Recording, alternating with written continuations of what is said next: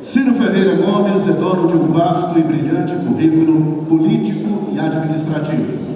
Em 1982, com 25 anos, elegeu-se deputado estadual no Ceará pela primeira vez. Em 88, Ciro foi eleito prefeito de Fortaleza. Em outubro de 1990, aos 32 anos, Ciro venceu as eleições para o governo do estado do Ceará, tornando-se o mais jovem governador da história do país.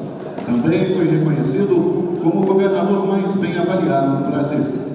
A convite do presidente Itamar Franco, Ciro Gomes assumiu o Ministério da Fazenda com a missão de enfrentar e vencer uma grave crise que ameaçava o então nascente Plano Real. Ciro foi candidato à presidência da República nas eleições de 98 e 2002. Convidado pelo presidente Luiz Inácio Lula da Silva, Ciro Gomes assumiu o Ministério da Integração Nacional em 2003. No espaço da eleição de outubro de 2006, Ciro Gomes candidatou-se a uma cadeira de deputado federal, sendo o mais votado proporcionalmente de todo o país. Ele obteve 667.830 votos, o equivalente a 16,19% de toda a votação dos cearenses para a Câmara Federal. Em setembro de 2013, a convite do governador do estado do Ceará, Ciro Gomes assumiu a Secretaria de Saúde com a missão de entregar aos cearenses a melhor rede pública de saúde do país. Em 2015, assumiu a presidência da Transnordestina Logística S.A. do Grupo CSN, com o objetivo de garantir o cronograma da maior rede ferroviária do Nordeste brasileiro. Em 2018, Ciro se candidatou pela terceira vez para a presidência da República, conseguindo mais de 13 bilhões de votos.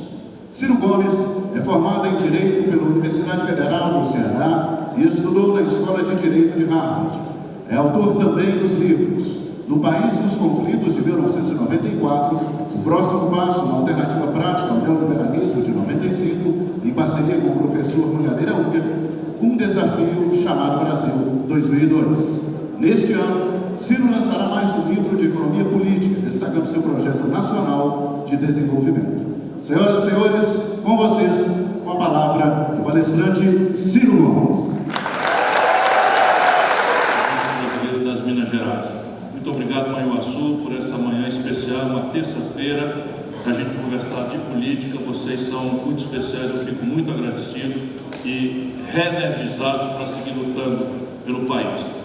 Eu, antes de fazer a minha reflexão, eu vou fazer um rápido protocolo, com muito prazer, para simbolizar em algumas poucas pessoas o carinho e a gratidão que eu tenho por essa oportunidade que o Grupo Docton e o meu amigo Mário Arinja me proporcionaram de voltar ao interior de Minas Gerais, com quem eu tenho tanta identidade.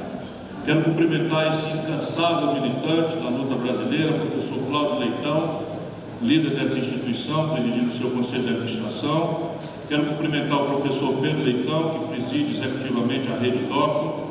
Cumprimentar o professor Tiago Leitão, conselheiro do Conselho de Administração.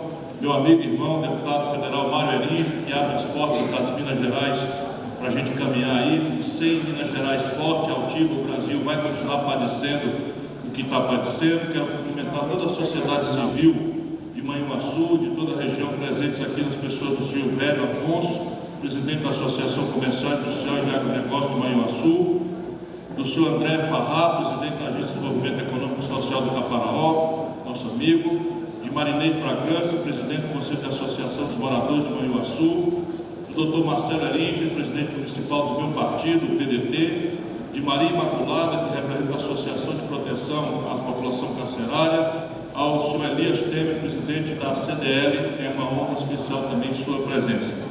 Aí, como a gente diz lá no interior do Ceará, para encurtar a saudação, demais autoridades civis, militares e eclesiásticas, né? Aí pega todo mundo. Eu queria oferecer a minha reflexão de hoje a todas as professoras e a todos os professores do Brasil. Estou pensando naquelas professoras do interior do Brasil, que nem sequer às vezes podem receber o salário mínimo. Estou pensando naquelas professoras que muitas vezes são perseguidas pela troca de político, naqueles lugares onde se violenta a autonomia das escolas, fazendo da direção das escolas um lugar de manipulação política eleitoral. Mas estou pensando também naqueles professores que na universidade têm a tarefa absolutamente grave de qualificar a inteligência, a ciência, a tecnologia e preparar o povo brasileiro para a inovação. Porque ciência, tecnologia e inovação são o outro nome de soberania nacional. Um país que não aposta na inteligência do seu povo é um país condenado a não ser mais independente, a não ser na retórica balofa e vazia das suas elites descomprometidas. A minha reflexão hoje, será que dá barulho se vier aqui mais perto? A minha reflexão hoje é sobre o que está acontecendo com o Brasil. Eu acho que a tarefa nossa hoje, quem acumulou alguma experiência, é tentar ajudar o povo brasileiro a entender o que está acontecendo com o país e achar num bom diagnóstico a melhor terapêutica, o melhor caminho para a gente tratar essa questão estratégica. E aí, a ideia aqui é que por primeiro a gente espanque os ódios e as paixões. Todos nós somos seres humanos, prenhes de sentimentos, guiados por um coração, não é? E somos, portanto, vulneráveis, e ainda bem que somos vulneráveis a paixões, não é? Amores extremos. Ódio não é tanto bom, mas é compreensível que pelo outro lado da paixão também os ódios aconteçam na fragilidade humana. Porém, o olhar sobre um país, o olhar sobre a política, o olhar sobre a estratégia de um país, se organizar suas energias, compreender seus desafios, a forma com que o país é posto em contaminação com a comunidade internacional, cada vez mais ameaçadora esta relação internacional, isso tem que ser feito com a inteligência. Tem que ser feito com a sobriedade, com as observações empíricas, baseado em raciocínios e evidências. E é esse o método que eu vou tentar perseguir hoje. Nem sempre é possível, porque nós estamos falando do Brasil, objeto da minha paixão extrema, do meu zelo e do meu amor e da dedicação de vida que eu dei a esse país. Eu não canto o hino nacional da boca para fora, eu sinto cada palavra que está ali e definitivamente as margens não são flácidas, são plácidas. É uma piadinha para quem não sabe, o presidente cantando outro dia chamou as margens de flácidas. Pronto, já fiz uma coisa que não é propriamente observação empírica, senão uma apreciação pouco airosa sobre o atual momento brasileiro. Veja bem, o Brasil está inteirando essa década, esse ano agora, nós estamos inteirando a pior década em matéria de desenvolvimento econômico dos últimos 120 anos. Aqui eu volto para os números. Então, não é que o Brasil teve algum momento pior no passado, é que os dados mais antigos que nós temos acompanhando o desenvolvimento econômico, o crescimento, a distribuição de renda, são de 120 anos atrás. Portanto, nessa década nós estamos completando 10 anos, a pior década em matéria de desenvolvimento econômico da história do Brasil. 120 anos. Isso se traduz em coisas muito práticas para o testemunho de qualquer ângulo que qualquer brasileiro tenha para olhar essa realidade. Ela se fragmenta em muitas expressões. Vamos olhar aqui por onde meu coração por primeiro me manda olhar. Neste momento, o Brasil tem 13 milhões de pessoas desempregadas abertamente, 41,4% do povo trabalhador brasileiro empurrados para a informalidade. Pela primeira vez na história do Brasil, a quantidade de trabalhadores vivendo de bico, sem nenhuma proteção do futuro, sem nenhuma formalização da sua relação de trabalho, é maioria em relação à força de trabalho ocupada com carteira assinada. Primeira vez na história. O Brasil tem hoje 63 milhões e 700 mil pessoas com nome sujo no SPC. É disparado o maior nível de inadimplência e de humilhação do nosso povo na questão do SPC da história do Brasil. 65 de cada 100 famílias brasileiras estão endividadas e inadimplentes. Muita gente, quando eu falo isso, se desacossou na cadeira onde está. Não se sinta o pior dos homens nem a pior das mulheres. Se fosse 1 milhão, 2 milhões, talvez fosse um problema de deseducação financeira, de olho maior do que a barriga, de consumismo descontrolado. Mas 63 milhões e 700 mil brasileiros, isso é um problema macroeconômico e deriva da engenharia com que se tange a economia brasileira, taxa de juros, a oligarquia bancária, o oligopólio bancário, enfim, podemos conversar sobre isso. Se a gente não quiser se ocupar desse ângulo mais social, vamos refletir aqui, por exemplo, o empresariado. O Brasil, nos últimos 3 anos, fechou 13 mil indústrias. 13 mil indústrias foram fechadas no Brasil. É o mais violento processo de destruição industrial da história do capitalismo mundial. Ninguém viu isso na história do capitalismo mundial. Na hora que nós precisamos desesperadamente aprofundar a industrialização brasileira, nós estamos destruindo como mosca a indústria nacional brasileira. 220 mil pontos de comércio foram fechados no Brasil nos últimos 3 anos. Vamos imaginar que cada ponto de comércio desse empregue 3 pessoas.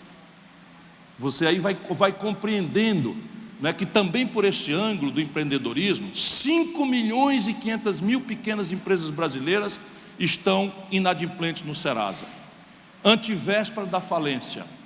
E é bom lembrar que 7 em cada 10 empregos brasileiros são promovidos por pequenas empresas em padrão global. 5 milhões e 500 mil estão na antessala da falência por inadimplentes no Serasa. Se a gente quiser se ocupar ainda com outro ângulo da barbárie social que nós estamos vivendo, eu pontuo 2 breves números, porque eu não quero falar muito de problema, eu quero tentar refletir sobre soluções. E azar, o que me deixa bastante inquieto muitas vezes, o que às vezes se confunde com algum problema de temperamento.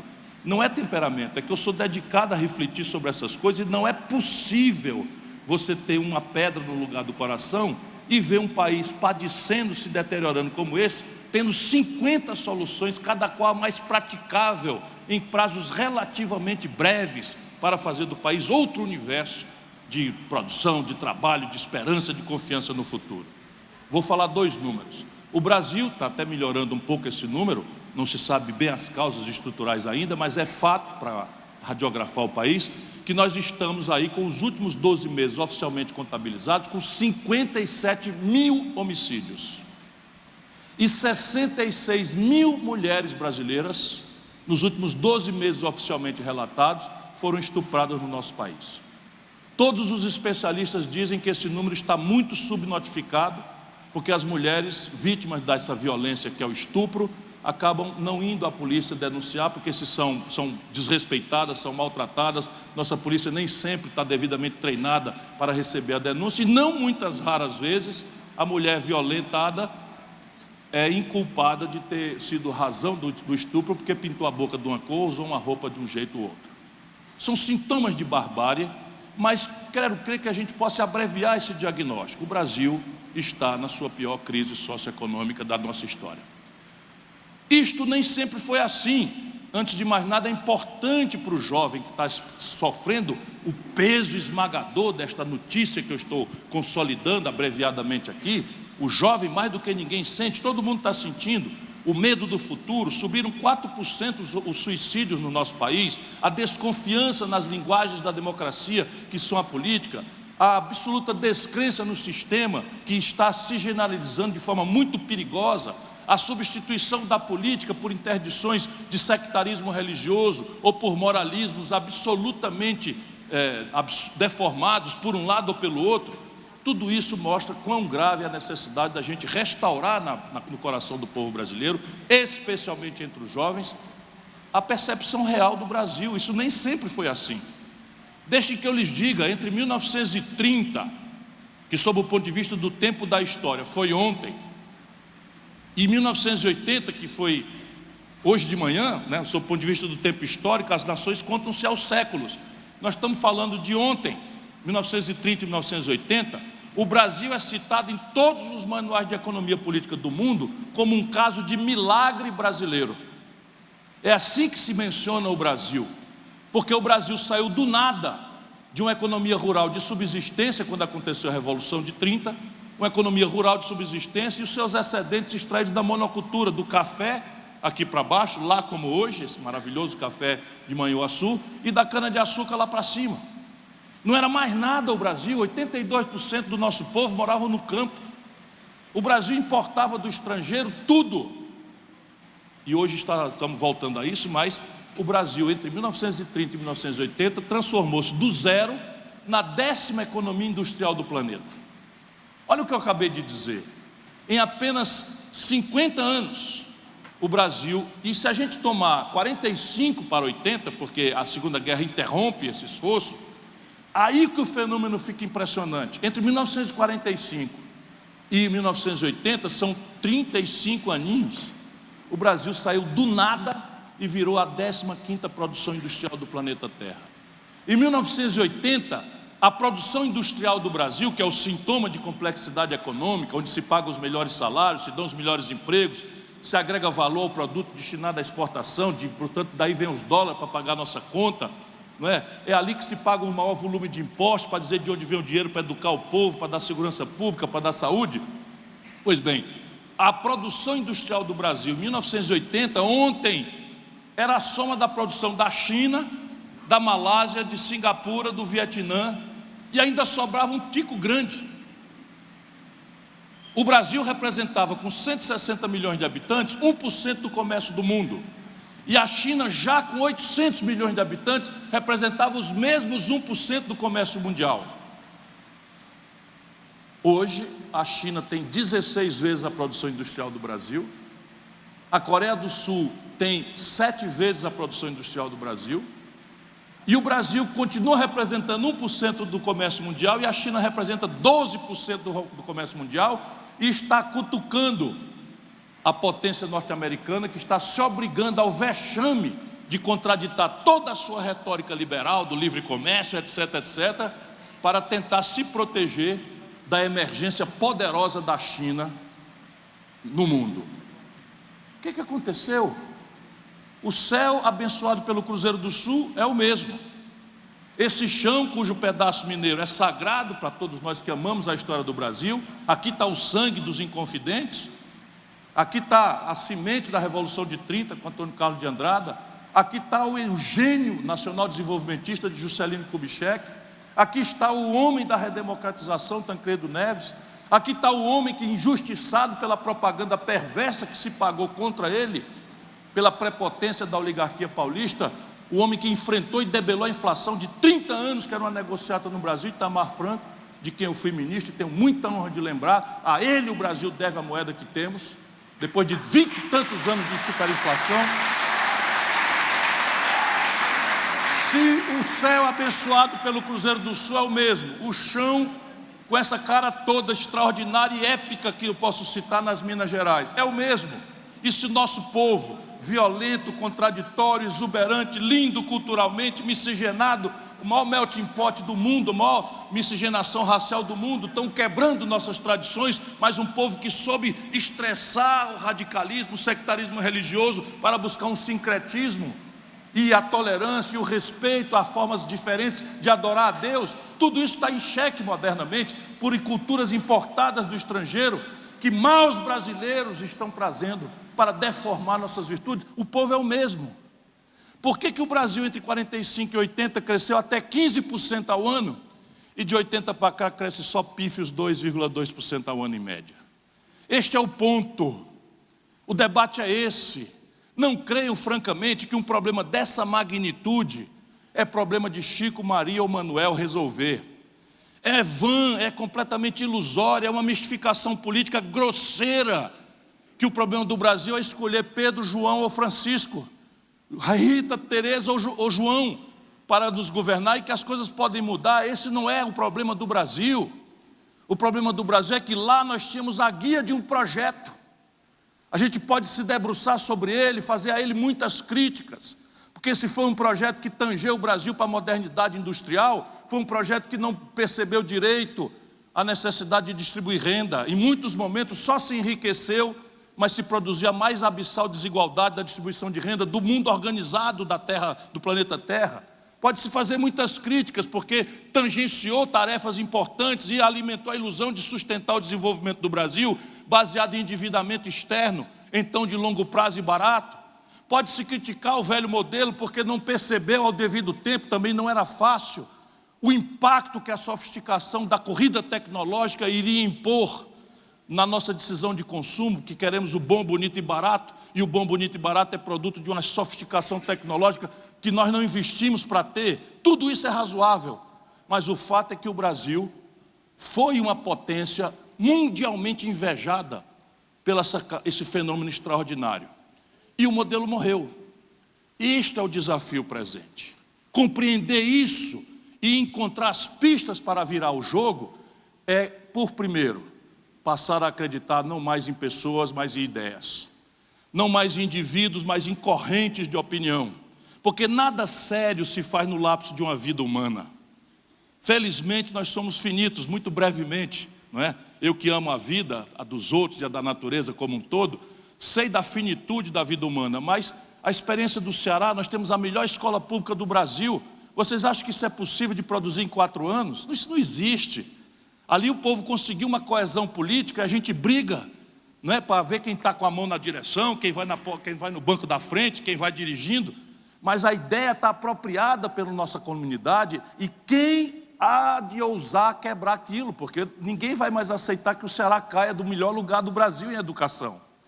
Minas Gerais, um país extraordinário dentro de um país, porque Minas Gerais é centro-oeste, na pujança do agronegócio. Minas Gerais é sudeste, na maravilha aqui dessa região, né, de Juiz de Fora, né? Minas Gerais é nordeste, no Jequitinhonha, no Mucuri. Minas Gerais é mineração, Minas Gerais é turismo ecológico, Minas Gerais é turismo histórico, como nenhuma outra praça há no Brasil. Pois bem, um estado como Minas Gerais, com essa gente extraordinária, picando o salário de funcionário, retardando o pagamento do 13º salário, retendo verba de prefeitos, verbas de transferências correntes, de cota parte de ICMS, quando o Ceará é um estado paupérrimo, onde não há 1 metro de rio perene. Faz 30 anos que não se fala em atraso de funcionário. Deixa que eu lhes fale, isso aqui não é por nenhum tipo de gabolice, porque não cabe, o Ceará é um estado muito pobre. É apenas porque eu também acredito, especialmente diante de jovens, que discurso, hoje em dia no Brasil, vale muito pouco, se não vier acompanhado de exemplo. E é isso que eu queria fazer hoje, de repartir uma ideia, sempre que puder, me desculpando antecipadamente se às vezes pareço autorreferente, mas eu estou falando de uma comunidade inteira. Eu apenas ajudei a treinar, a capacitar uma nova geração de pessoas que faz um trabalho brilhante no Ceará, mas não é porque cada um deles é um gênio, é porque todos os cearenses temos agora um compromisso com a estratégia de tirar o nosso estado da miséria, da humilhação, de ser um dos estados mais pobres do Nordeste brasileiro. Pois bem, o Brasil, eu lhes disse, crescia a 15% e agora, do ano 80 para cá, cresce a 2% em média. Estou falando de média. Isso, como média, às vezes a gente tem ilusões. Por exemplo, na sequência do Plano Real, que o Itamar Franco fez e o Fernando Henrique apropriou, nós tivemos um crescimento de 4,5% e depois quebrou.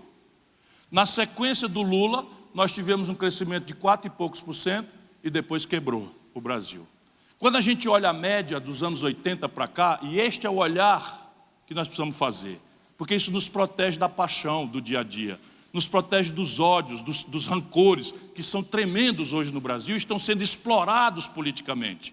Nós precisamos deixar esses sentimentos destrutivos fora e raciocinar.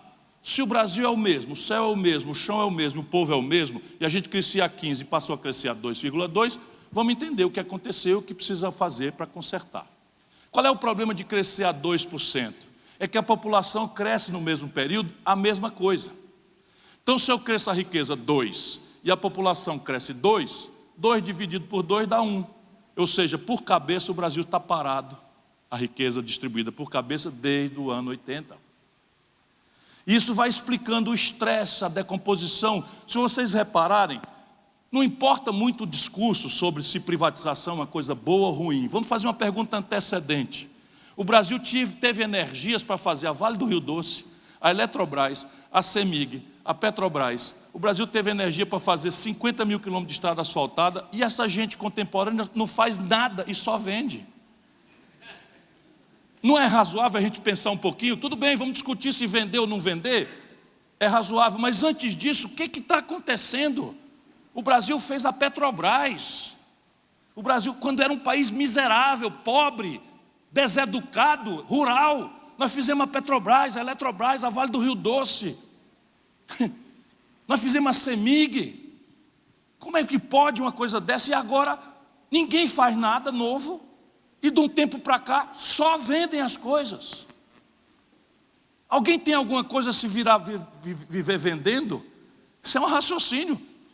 Podemos administrar isso, vamos ver se isso está na hora da gente fazer um novo desenho, qual é o papel das estatais. Eu me movo por ideia, eu não me movo por preconceito nem interdição ideológica. As minhas ideias só ficam na minha cabeça até uma ideia melhor chegar. Mas eu estou fazendo essa pergunta aos auditórios, não repararam não? Faz 25 anos que o Brasil não produz nada e a gente que está aí só vende as coisas. Então era um país que era capaz de fazer coisas, hoje é incapaz de fazer coisas e vende-se as coisas que os outros fizeram no passado. Nós precisamos parar para pensar nisso.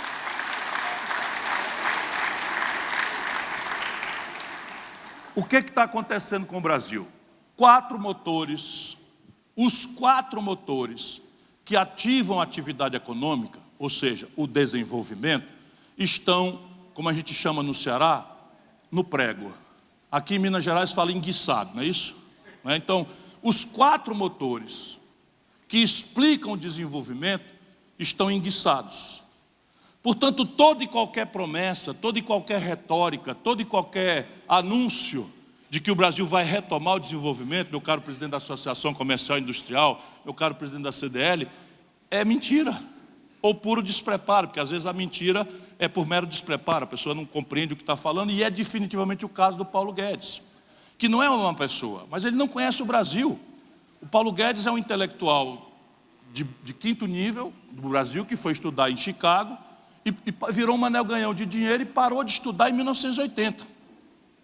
E ele não entende o que está acontecendo com o Brasil. O presidente diz, nesse sentido até muito sincero, que não entende nada e que vai consultar o posto Ipiranga. Não é? Vocês riem, mas eu só tenho vontade de chorar, porque numa hora como essa, o presidente é que vai arbitrar qual é o sistema previdenciário, e olha no que deu. O presidente é que vai arbitrar qual é o rumo da reforma tributária. E pense na confusão que vem por aí. É o presidente que aloca os recursos, que assina as prioridades. Aí você corta 80 mil bolsas do CNPq e destrói o Sistema Nacional de Ciência e Tecnologia. Isso é o outro nome de soberania. Um presidente que só por falas está destruindo um século de diplomacia profissional competentíssima dos nossos centros profissionais do Itamaraty. Não é brincadeira, não. Promete sem ninguém pedir, e hoje a gente sabe a razão pela qual, dinheiro sujo de campanha, tirar a Embaixada Brasileira de Tel Aviv para Jerusalém. Nenhum país do mundo fez isso. Mas no que ele promete, o que é que acontece? O mundo árabe, que é o maior comprador de proteínas brasileiras, começa a entrar em boicote. E aí o produtor de frango lá de Santa Catarina começa a sentir e perder emprego. E o povo brasileiro não percebe. Muitas vezes é um bolsonarista fanático que perdeu o emprego, porque o presidente cutucou os árabes num interesse estratégico que ninguém fez. Nem os norte-americanos trocaram a sua embaixada de Tel Aviv para Jerusalém, para não incendiar a fogueira de um lugar já instável. O Brasil tem uma tradição de respeito dos dois. Tem busto do Oswaldo Aranha, o diplomata brasileiro, que presidiu a primeira sessão da Assembleia Nacional das Nações Unidas, que fundou o Estado de Israel em 1948. Tem busto do Oswaldo Aranha lá em Israel. E os árabes admiram a posição aqui distante do Brasil, porque eles sabem que o Brasil é a maior população árabe fora do mundo árabe, lá da região do Oriente Médio. Esse camarada vai lá e destrói isso, 100 anos. E aí acerta e briga com os alemães, e briga com os franceses. Tudo por nada. Disso que eu estou falando. Então vamos voltar aqui aos números, os quatro motores. Primeiro motor de ativação de uma economia. O que eu fico danado às vezes é que meia horinha de televisão explicaria isso para o nosso povo todo entender. Mas eles não querem, os de cima, não querem que o nosso povo entenda. Eles preferem que o povo fique disperso para ser manipulado pelos ódios, paixões e simplificações grosseiras. Mas vamos entender aqui, sem ninguém precisa ser Nobel de Economia, o consumo das famílias é o primeiro motor de ativação econômica. 60% do PIB brasileiro, quando cresce, a razão do crescimento é o consumo das famílias. É tão difícil de entender? Se as famílias consomem, o comércio vende. E o comércio, se está vendendo muito, precisa contratar gente. E precisa encomendar da indústria. Se o comércio contrata gente e aumenta o consumo das famílias e encomenda da indústria, a indústria, para expandir a produção, precisa contratar gente. E dá mais emprego e puxa o comércio, que puxa a indústria, que puxa a matéria-prima. Precisa ser Nobel de Economia para entender isso? Pois bem, o consumo das famílias brasileiras está estrangulado por números que eu já lhes disse. Desemprego aberto de 12%, em número redondo. Renda colapsada pela absoluta informalidade. E crédito, que é o terceiro vetor do consumo das famílias, colapsado por 63 milhões e 700 mil brasileiros no nome sujo no SPC. O laissez-faire, o individualismo, a exuberância da iniciativa privada, porque nós temos grande respeito e sabemos quanto é essencial a iniciativa privada tem capacidade de resolver esse problema? É simples, emprego e renda vem depois que a economia cresce. E crédito está estrangulado porque o Brasil permitiu, sob governos ditos de esquerda, que nós concentrássemos em apenas 5 bancos 85% de todas as transações financeiras do país. E aí não duvide, se em Manhuaçu tiver só 2 donos de posto de gasolina, só 3 donos de posto de gasolina, a tendência natural é que eles um dia façam um jantar em Belo Horizonte, para ninguém ver eles sentados juntos, e combinem o preço. E vão brigar pelo freguês na fração de centavo para enganar o bobo de que está tendo concorrência. É a mesma coisa no sistema financeiro. Não existe mais concorrência. Quando o sistema financeiro compete entre si, a competição pelo freguês é baixar juro e baixar tarifa. O Brasil tem as maiores taxas de juros no mundo e as maiores tarifas do mundo. A economia real toda indo para o brejo e eles contabilizaram nos últimos 12 meses 109 bilhões de reais de lucro. Ora, se a economia real está se acabando, comércio, indústria, serviços, agricultura perdendo renda, de onde é que vem esse dinheiro? Eu lhes digo, é do dinheiro que falta para a saúde, para a educação, para a ciência e tecnologia, para a infraestrutura do país, porque o Estado brasileiro está apropriado, e não é do Bolsonaro, hein? É de uns 25 anos para cá. O Estado brasileiro está apropriado pelo sistema financeiro, pelo baronato, que conseguiu esta mamata. E a mamata é que o Estado virou uma grande ferramenta de transferir renda de quem produz e trabalha para as pessoas que vivem da especulação financeira. Isto não tem solução pelo mercado, embora o mercado tenha um papel importante para cumprir. Por exemplo, o Banco do Brasil e a Caixa Econômica fazem parte do cartel, porque os governos brasileiros permitem que os dirigentes do Banco do Brasil e da Caixa venham do mercado financeiro. E eles vêm para passar uma chuva. 4 anos de poder de presidente da República. Vêm do sistema financeiro e estão planejando voltar para o sistema financeiro. Portanto, lá eles participam do jantar e combinam. Você podia chegar na presidência da República e tirar o Banco do Brasil e a Caixa e botar para competir. Isto é mercado, concorrência.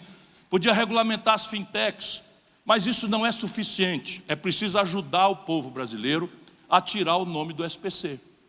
Eu propus isso, me chamaram de palhaço, de demagogo, riram, etc, etc. Eu fui mostrando os números. É o seguinte, a dívida global de todo mundo junto dá 282 bilhões de reais. Se você for avulso, sozinho, desprotegido no leilão do Serasa, você consegue 90% de desconto. Porque eles são bonzinhos? Não. Porque tem 2 coisas, essa dívida está perdida. Se não der desconto, não vai receber nada nunca. Segundo, essa dívida era 400, 500 reais na origem. E virou por juro sobre juro, multa, taxa de permanência, aquela letrinha pequenininha que ninguém assina, que assina sem saber o que é, taxa de permanência, juros sobre multa. A dívida que foi contraída em 800 reais virou 4.500. E o cidadão perdeu o emprego e foi para a informalidade, viver do Uber. Se o governo proteger, fizer um grande programa e obrigar o Banco do Brasil e a Caixa Econômica a reestruturar o financiamento desse desconto de 90%, nós estamos falando de 28 bilhões de reais, que para o balanço do Brasil é um tostão. E a gente restaura o crédito da população e começa a fazer a roda girar do comércio. Segundo motor interditado, o investimento empresarial. O Brasil está com 2 problemas. Um só resolve depois e um tem que ser resolvido antes, mas o mercado não sabe resolver. Não tem capacidade, nem interesse, nem pode assumir o risco de resolver. Qual é o problema ancestral? É que hoje a economia brasileira industrial está com 66% apenas de capacidade instalada ocupada. O que é isso? O Brasil tem capacidade de produzir 100 geladeiras e só está dando conta de produzir 66 porque não tem a quem vender. Precisa ser economista brilhante para entender que se eu tenho capacidade de produzir 100 geladeiras, só estou produzindo 66, por que eu vou investir numa fábrica nova para construir mais 50 geladeiras se eu tenho uma capacidade de fazer geladeira desocupada porque não tem quem compre? Está difícil de entender isso? Não é simples de entender? Pois bem, o Brasil está com 66% de capacidade instalada ocupada apenas. Então não vai ter investimento. Atenção, Paulo Guedes, para de enganar o povo ou de se enganar. Não vai ter investimento. Isso está falando da indústria automobilística. A indústria automobilística brasileira está definhando. A Ford do ABC fechou. Fechou por quê? Porque faz 6 anos que a Ford do ABC operava com 30% de capacidade instalada desocupada. Não tem investimento que se aguente assim. Eu faço um investimento para produzir 100, só consigo vender 70, 66, o meu investimento vai para o brejo. Porque o dinheiro que eu botei ali, se eu tivesse botado no juro, estava rendendo muito alto. Compreende o que eu estou falando? Mas a outra razão é o explosivo endividamento do setor empresarial. É inédito na história do mundo capitalista o nível de endividamento dos empresários que há hoje no Brasil. Falei de 5 milhões e 500 mil empresas inadimplentes, pequenas empresas inadimplentes. O somatório total do débito empresarial no Brasil chega a 1 trilhão e 400 bilhões de reais de inadimplência. Ninguém mais está renovando para pagar, obrigado Luiz, ninguém mais está renovando para pagar de ninguém nas praças de São Paulo, de Belo Horizonte, do Rio de Janeiro. Experimenta descontar uma duplicata aqui em Manhuaçu, sendo bom amigo do gerente, vai pagar 1,75 de juro ao mês. Sabe quanto é que um japonês paga para descontar uma duplicata? 1,75 de juro ao ano. Bota para competir quem se financia a 1% de juro ao ano com inflação de 3%, ou seja, juro negativo, para quem tem que fazer um negócio render mais de 42%. Qual é o setor de economia real que dá um lucro maior de 40%? Não existe isso. E isso é razão de quê? Porque o empresariado brasileiro é idiota, é incapaz. Pelo contrário, quem sobrevive numa regra dessa, os americanos, quando eu vou nas universidades por lá, eles ficam chocados como é que o Brasil ainda está em pé. Aí eu vou explicando para eles que o empresário no negócio se quebra, mas no pessoa física bota o dinheiro no rentismo, aí compensa um pouco e tal. Aí eles vão entendendo, mas a gente precisa voltar a entender que só o que bota um país para frente é produção e trabalho. Especulação, dinheiro não cria nada. Ilusão absoluta, um país que faz 25 anos em que o dinheiro não cria nada. É dinheiro se reproduzindo com dinheiro garantido pelo governo. Esse endividamento será resolvido pelos bancos privados? É uma pergunta simples de fazer, não há a menor chance. Por quê? Porque banco vive com um olho na rentabilidade e o outro no risco. Se eu estou com quase todo mundo inadimplente, o risco virou uma coisa incremental, virou exponencial. Portanto, em momentos de insegurança, o banco abre mão de rentabilidade e se hospeda na segurança. Mas no Brasil, ele não sofre nada por abrir mão da rentabilidade. Por quê? Porque o governo brasileiro, enquanto faz o discurso liberal, remunera o excedente de caixa não aplicado dos bancos na economia com dinheiro público. Só aqui fazem isso. Então o banco tem assim, R$1 milhão. Esse R$1 milhão custa R$50 mil para o banco capturar. Ele não cria dinheiro, então ele tomou esse dinheiro, ele tem que pagar R$50 mil. Então ele tem R$950 mil ociosos. Se ele não aplicar, ele tem prejuízo. No Brasil não. Ele não aplica na economia real, porque não quer correr risco, e o governo diz assim, tá bom meu filho, o que você não aplicou eu pago. Moleza, né? Não é como se você tivesse uma padaria e botasse lá, produzisse 1000 pães para vender de manhã, e todo dia você fica com 300, 400, 500 pães sem ter quem compre. Aí vem a prefeitura e diz, não se preocupe, pode continuar produzindo 1000 pães, que os 500 que sobrar eu pago. Não acreditem não, é isso mesmo que está acontecendo no Brasil. Ou seja, o governo tem que entrar nisso. E a fórmula existe, você bota o Banco do Brasil e a Caixa Econômica, mas você tem hoje 368 bilhões de dólares, eu não quero ser chato, não quero dar detalhes aqui, mas eu preciso mostrar com exemplo. Então o Brasil hoje tem no estrangeiro 368 bilhões de dólares de reservas cambiais, é uma espécie de caderneta de poupança.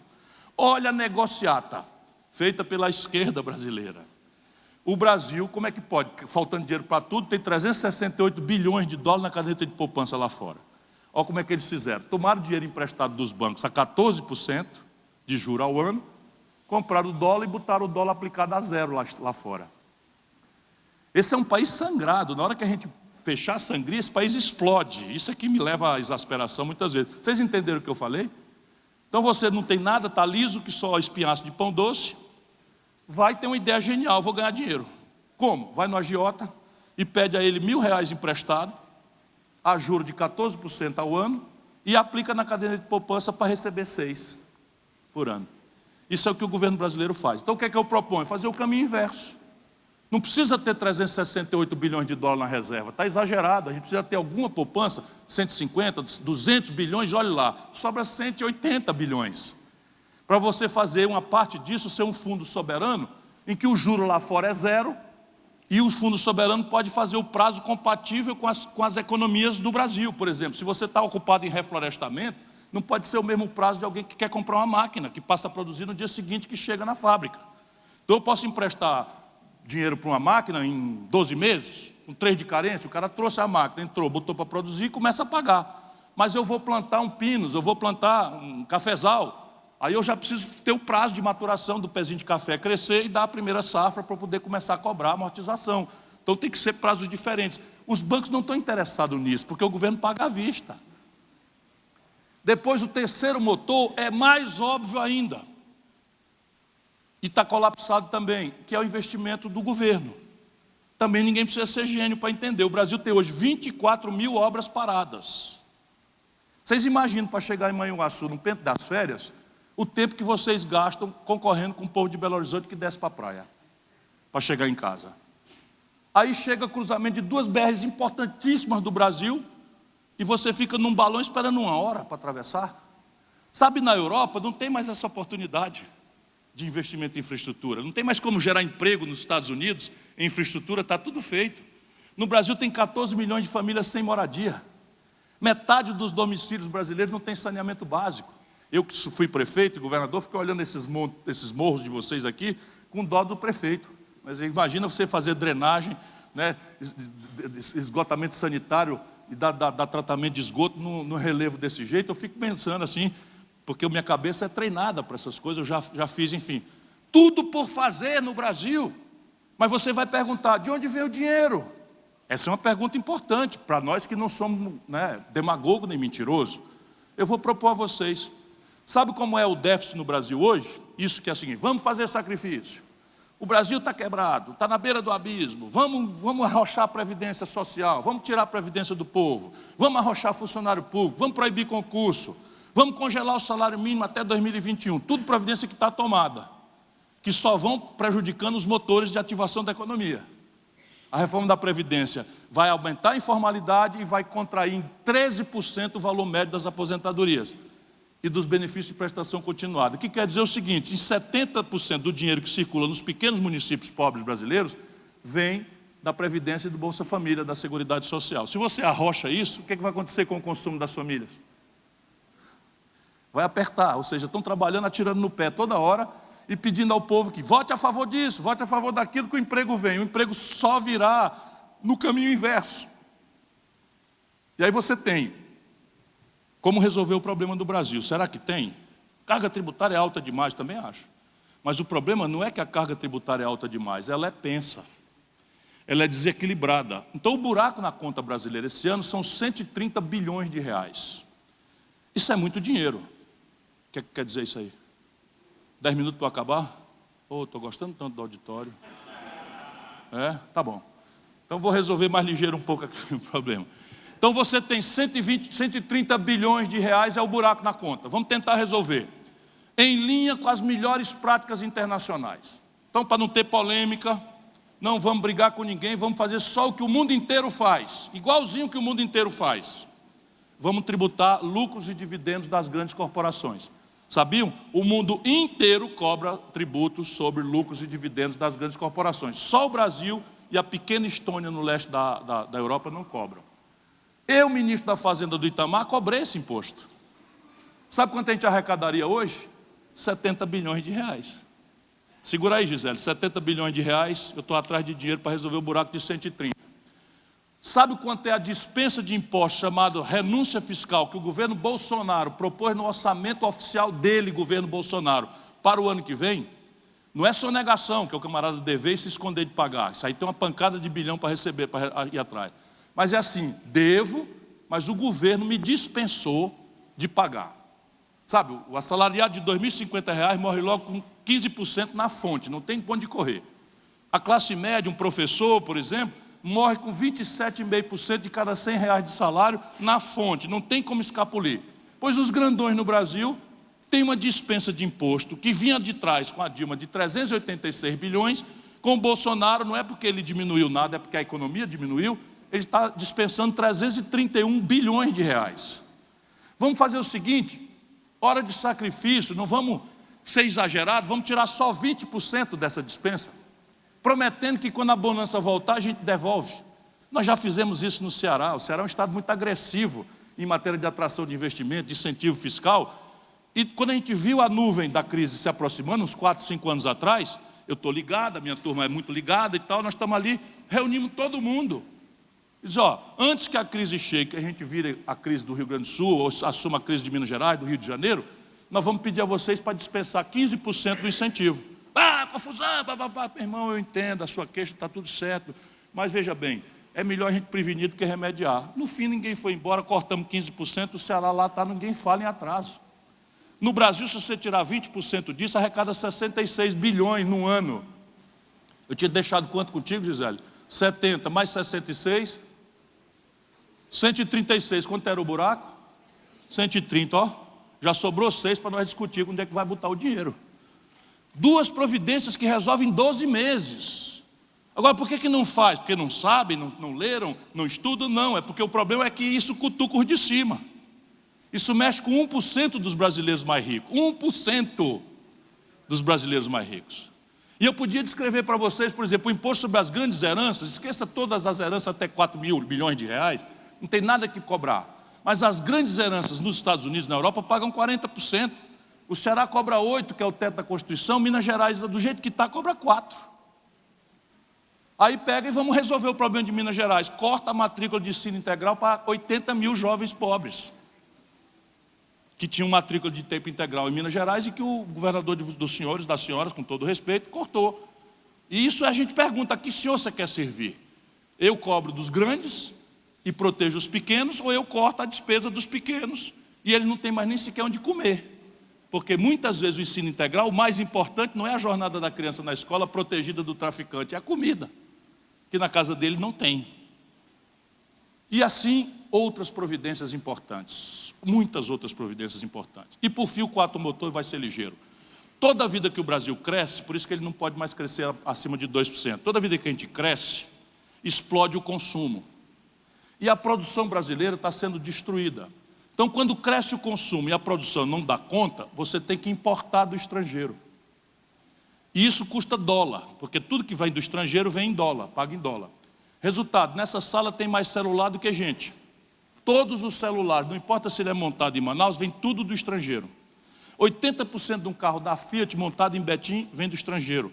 Todos os remédios que nós usamos estão vindo do estrangeiro. Toda a informática dos computadores, dos caixas eletrônicos, da catraca eletrônica do ônibus, tudo vem do estrangeiro. Todas as telecomunicações vêm do estrangeiro. Toda a ótica, fotografia, óculos, tudo vem do estrangeiro. A química fina dos remédios, já falei, meio de diagnóstico médico, tudo vem do estrangeiro. Resultado, explode o consumo, você não produz as coisas, está recentemente não sendo capaz de produzir, estoura a conta em dólar.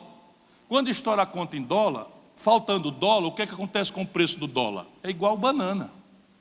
Se em Manhuaçu você tiver muita gente precisando e querendo comprar e podendo comprar banana no mercado sábado, o que acontece com o preço da banana? Sobe. Pois bem, se você tiver uma brutal necessidade de dólar, o preço do dólar em real sobe. Quando o preço do dólar em real sobe, o país quebra. Por quê? Porque os preços da economia real, todos os preços do nosso custo de vida, são vinculados ao dólar sem eles dizerem para nós. Então você não compra dólar, portanto não está interessado. Na hora que o Lilamboni diz assim, a taxa de câmbio hoje em São Paulo bateu 4,12, R$4,12, você levanta e vai no banheiro, porque parece que aquele assunto não é com você. É, porque você não compra dólar, mas come pão. E pão é feito de trigo, e trigo o Brasil não produz, e importa do estrangeiro, paga em dólar. Se o dólar custa R$4, custava R$3, você pagava o preço do pão X. Se o dólar passar a custar R$4, o preço do pão vai multiplicar. Os remédios vão subir de preço, a passagem de ônibus é diesel, esses loucos estão importando do estrangeiro, tudo é dólar. O dentista, talvez não fosse dólar, mas todas as brocas, os pozinhos, os remédios, a injeção, tudo estrangeiro. Aí o dentista tem que cobrar de você $100 da consulta, porque senão ele não repõe os materiais, o foco cirúrgico, tudo, as máquinas dele, o jato d'água, tudo importado. Portanto, o Brasil precisa resolver a questão de política industrial e de comércio exterior. E nós temos pano para manga. O Complexo Industrial da Defesa, a Embraer foi entregue para a Boeing. O complexo industrial do Petróleo e Gás estão esquartejando a Petrobras e entregando para o estrangeiro. O complexo industrial do agronegócio, vocês tinham uma fábrica de fertilizante de uma família local de vocês, Heringia, foi vendido por multinacional, porque simplesmente o Heringia, que produzia fertilizante, tinha que comprar o material dele da multinacional que comprou dele. Porque o Brasil não tem política industrial de comércio exterior, e 50% dos custos de produção da agricultura mais competitiva do mundo vem do estrangeiro. Papoca o câmbio, o custo de produção do café sobe e o preço não acompanha. Está aí todo mundo da cafeicultura sofrendo porque perdeu margem. E acha que isso é mercado. Não é mercado, é governo. E aí você tem o complexo industrial da saúde, que eu mencionei tantas vezes. 80% do que o Brasil importa, pagando com o nosso tostão, emprego na China, na Europa, nos Estados Unidos, podia ser feito lá no Vale do Jequitinhonha, em Mucuri, o lugar mais pobre de Minas Gerais. Com o Instituto de Engenharia Reversa, do Instituto Federal de Educação, você pega o que está com patente vencida, copia e cola. Cama de hospital, prótese, bengala, químicos, fármacos, meio de diagnóstico médico mais simples, tudo isso o Brasil pode produzir e a compra governamental guia o mercado. O Bolsonaro está aceitando, em posição do Trump, de abrir mão do status de nação em desenvolvimento que nós temos na OMC, em troca de nada. Sabe o que é isso que ele está fazendo? Fechando a porta do Brasil poder fazer política de compra governamental para induzir desenvolvimento regional ou superar hiatos de problema de saúde. Então, é um país que tem uma guia estrangeira, com gente aqui de dentro fazendo serviço sujo para eles, para destruir as portas do Brasil. E é isso que eu vim falar com vocês. O Brasil tem 10 portas de saída, mas elas precisam ser protegidas porque elas estão sendo fechadas. Muito obrigado pela atenção. Como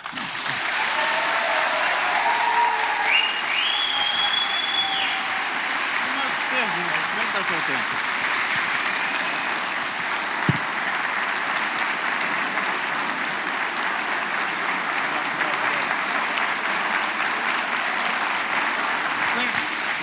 Pessoal, nós vamos ter algumas perguntas ainda rapidamente, nesse momento final.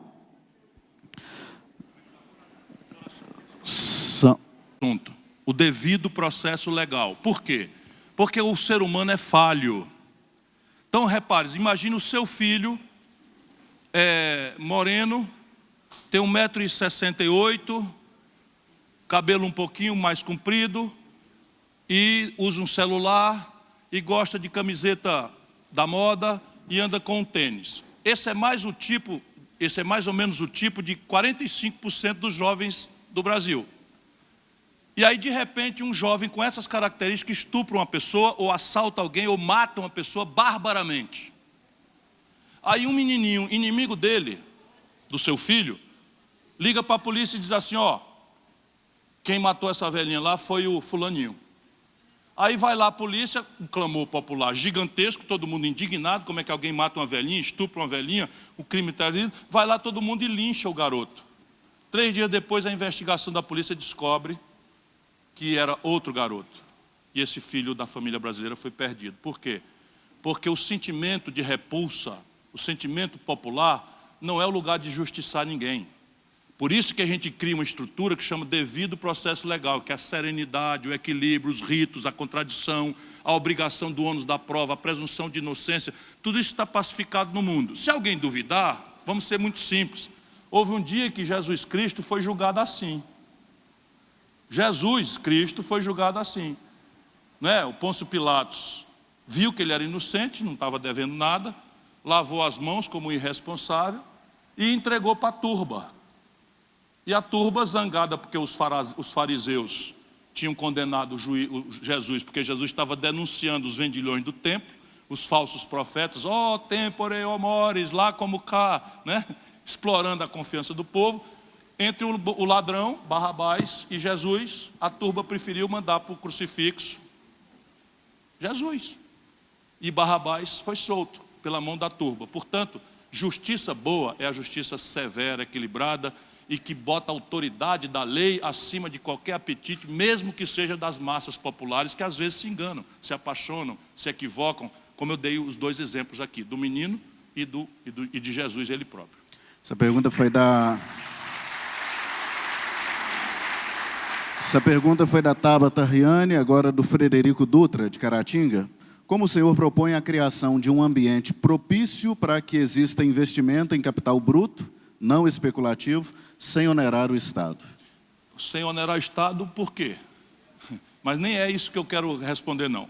Onde é que o investimento acontece?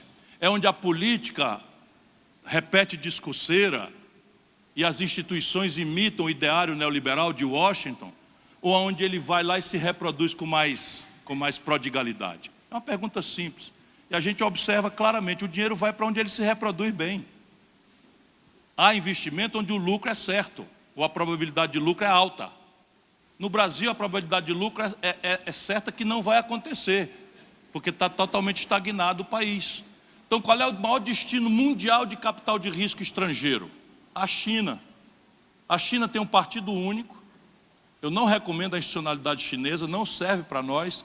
Mas olha aqui, a China tem um partido único, Partido Comunista Chinês diz e desdiz. A China não respeita a legislação internacional de propriedade intelectual. Está uma guerra violenta nos judiciários globais dos Estados Unidos, da Apple, contra a Huawei. O Trump não deixa que as empresas americanas, tipo o Google, ou que faz o Android, ou a Apple, que faz o iOS, darem esses sistemas operacionais para os celulares que a China aprendeu a fazer, copiando a propriedade intelectual americana e melhorando. Se vocês verem os celulares chineses, estão ficando uma coisa impressionante. Os coreanos estão dobrando, agora já tem celular que dobra, como um lenço, a tela dobra. Pois bem, qual é o maior destino mundial de investimento? É o Brasil, que faz todo o dogmatismo há 30 anos, todo o dogmatismo do ideário, e é o pior destino de investimento do mundo, ou a China? O maior destino mundial de investimento estrangeiro, americano, europeu, é a China. Por quê? Porque indo para lá os caras ganham dinheiro, muito dinheiro.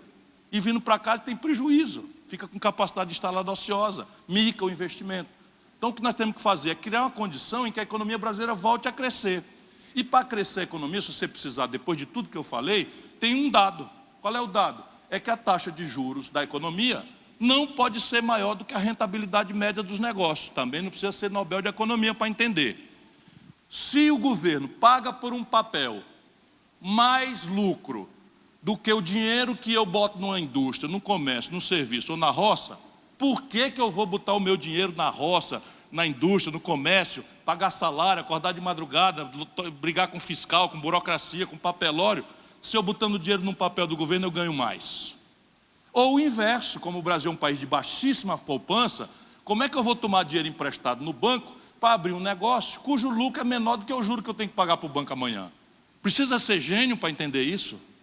Isso é que explica porque que o Brasil, numa palavra, está liquidado. É porque o governo, há 30 anos, consistentemente paga por dinheiro mais do que o negócio da economia real paga. Então, ninguém investe. Quem investe é porque tem uma tradição familiar, tem uma vocação, tem um pulso, mas mais cedo ou mais tarde vai vender para uma multinacional, vai fechar, como a maior quantidade de falências e concordatas, que hoje é a recuperação judicial, da história do Brasil. Ok, para a gente finalizar as perguntas aqui, eu vou entregar as outras para a assessoria dele. A Doriane de Carvalho Martins, de Caratinga: como dialogar com o eleitor conservador, mas, ao mesmo tempo, sem rifar os direitos das minorias que estiveram ao seu lado? E, complementando isso... Não complemente não, peraí. Tá bom. Falando em Caratinga, eu tenho que fazer uma homenagem a outro grande, extraordinário mineiro que não está mais entre nós e que fazia de Caratinga a sua terra, embora não fosse ali que ele tenha nascido, José Alencar. Esse é um grande mineiro, um grande brasileiro, né, que eu também quero homenagear na sua terra.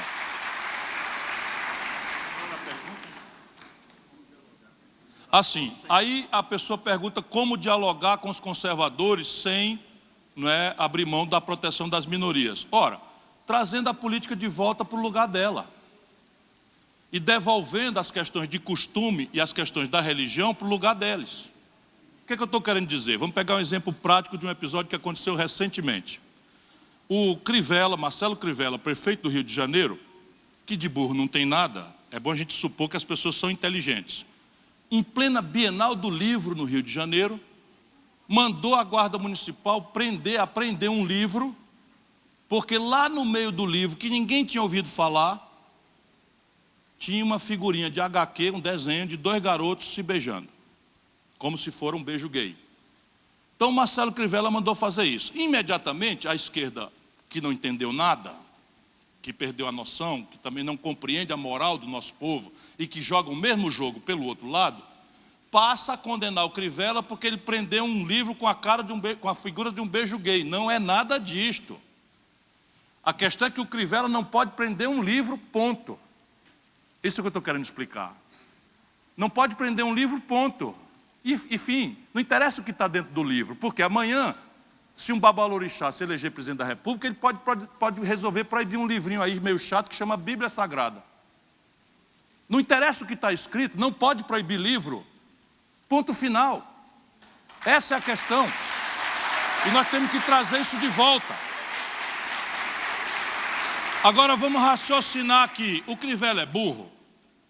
Será que o Crivella não sabia que ao ser escandalosamente mencionado na televisão, ele não ia ser, puxado para o debate que aconteceu? Porque a gente perdeu a racionalidade. Claro que ele não é burro, ele sabia. Então o livro que ninguém ia comprar, que ninguém ia ver, que ninguém ia ler, virou um livro.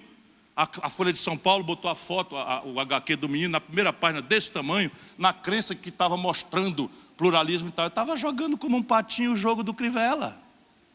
Por quê? Porque o prefeito da cidade, ele é avaliado pelos compromissos que celebrou na campanha. E o prefeito é avaliado por quê? Porque as ruas não podem ter buraco, as ruas não podem ter lixo que não seja recolhido na hora certa, o posto de saúde tem que funcionar, a consulta e o remédio entregar e o exame com o especialista e tal. A escola tem que entregar a boa educação, tem que pagar decentes salários para os professores, que não vão fazer greve, a escola não vai perder o ano letivo do filho do pobre, que tem que entregar a merenda escolar sem estar estragada, que tem que ter um ambulatório para a criança ser tratada com dor de dente, etc, etc. O prefeito é julgado pela lâmpada da rua que não está queimada e foi trocada. O prefeito é julgado por essas coisas. E o Crivella está pessimamente avaliado em todas elas. Então qual é a lógica do cara? Trazida de fora, do estrangeiro, o nome disso é guerra híbrida. Já tem literatura sobre isso e o Bolsonaro foi guiado aqui e está criando os filhotes. Então a questão é o seguinte: se eu sou mal avaliado em posto de saúde, educação, limpeza, não sei o que e tal, eu vou trocar o lugar onde as pessoas me julgam. Aí eu entro numa de o quê? Protetor dos bons costumes e da família brasileira. Eu tinha 70%, 80% de rejeição como prefeito, de repente eu tenho 35% de que cara legal, está protegendo minha família da invasão gaysista que a esquerda, não sei das quantas, está fazendo. Gol do Crivella. Gol do Crivella. O que é que nós temos que dizer para o nosso povo todo dia? Quem julga a moral é a família. O lugar de aperfeiçoar os costumes é em casa e na escola. E a escola não tem que passar adiante da orientação dos pais. A escola, ou seja, o presidente da República especialmente, mas o governador, o prefeito, não é guru de costumes, não é líder religioso. Porque toda vida que você mistura, você cria uma perversão absolutamente trágica todas as vezes que ela aconteceu na história da humanidade. Imagina, eu chego aqui numa disputa mundana e pecaminosa da política e eu me apresento no palanque e diz assim: Deus mandou eu dizer para vocês que A não é mais A agora é B. Veja que debate acontece. Eu falando em nome de Deus, quem é que vai me antagonizar para ir pretinho para o inferno? Para amargar não sei quanto no purgatório? Então não pode deixar que essa especulação entre no Brasil. Então agora um camarada diz assim: Jesus mandou destruir um terreiro de macumba, um terreiro das religiões afro. Jesus mandou? Jesus não é aquele que mandou atirar a primeira pedra, aquele que não pecou? O Jesus não é aquele que mandou dar outra face? Jesus não é aquele que disse que o amor ao próximo deve ser tão grande como a si próprio e a Deus? Olha, o amor ao próximo é tão importante quanto o amor a si próprio e a Deus. Como é que alguém que vem de uma religião onde o seu profeta foi torturado, defende arma e tortura, pelo amor de Deus? Jesus foi torturado barbaramente na cruz. Isso nós temos que ajudar sim, Meu irmão, eu acredito na tua fé, eu respeito a tua fé. Eu acho que toda forma de adorar a Deus, até mesmo a incapacidade de adorar a Deus, tem que ser protegidas. Que a moral da tua família é tu que lidera. E eu, governo, vou garantir que todos se respeitem e que a tolerância e o respeito às diferenças seja a guia para que cada um adorando a Deus ao seu modo e fazendo a moral da sua família ser aquilo que é o exemplo que ele dá, possamos conviver como nação e não perder o tecido nacional desagregando como nós estamos.